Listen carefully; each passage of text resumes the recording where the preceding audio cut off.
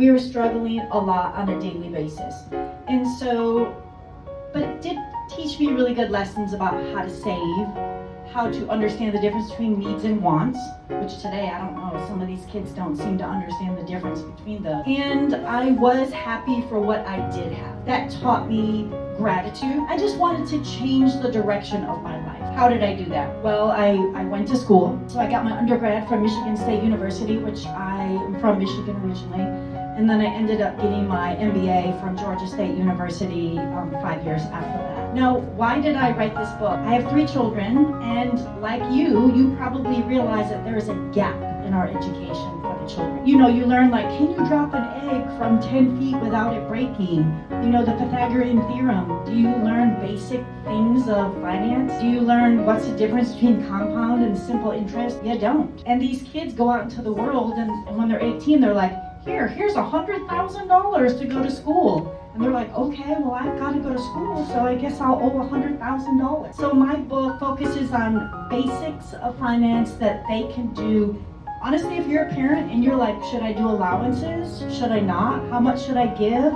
Should I tie it to doing chores? Should I not? Those are some of the things I address. How about credit score? Why is it important and how is it calculated? What does that 3-digit number mean? Is this good? Is this bad? All of these things that they don't have as a financial base. And I guess for anyone, if I was to tell one thing to do today or recommend for somebody to do is open a high yield savings account today. Not a savings account at the bank that pays you probably 0.1% interest rate. A high yield savings account, you can go to bankrate.com. You can search as of right now, what is the best interest rate? So what you do is shuttle money away from your checking account, which literally makes you nothing of everything you don't need within your pay period time. Move that away. And if you're like, Pamela, I don't have any money to move away. There is no money. Do you have $5? You're thinking, well, what can I do with $5? Well, with 0, you can't do anything. I'm trying to build a base, a financial base for the children today so they understand about what can happen in their life in the future. I tell my children that you should think about 0 to 5 year plan, what you're doing there, money you need for that. 5 to 10 year plan, going to be in a different place than that high yield savings plan, and then 10 plus plan, right? There's 3 buckets that you need to fill. Whether you put $5 in it or $100 in it, it doesn't really matter. It just matters that you start. It matters that you put something. What do you do? Like, what do you guys do when you realize you're like, oh, I don't have any money to set aside? Cut stuff down. Cut stuff down. What do you mean? Like, don't spend so much on food shopping. Find discounts for your prescriptions. Reduce general costs. Look for deals. These are all good ones. When someone comes to me and they're like, I'm in a lot of debt, the first thing I say is look around your house. What can you sell today?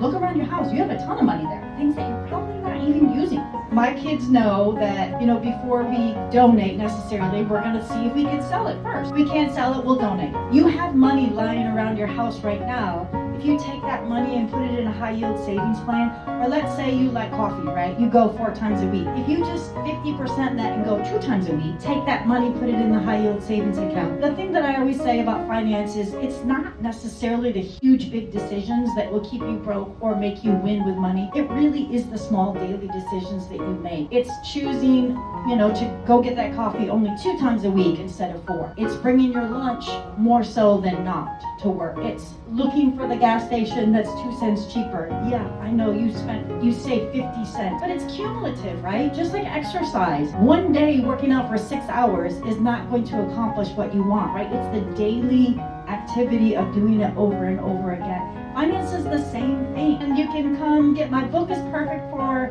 young families. Honestly, my kids are in their 20s and they're like, Mom, my friends don't know this stuff. So if you have people in your 20s and they likely don't know this stuff either, this is the basic information about finance and definitely share it with them.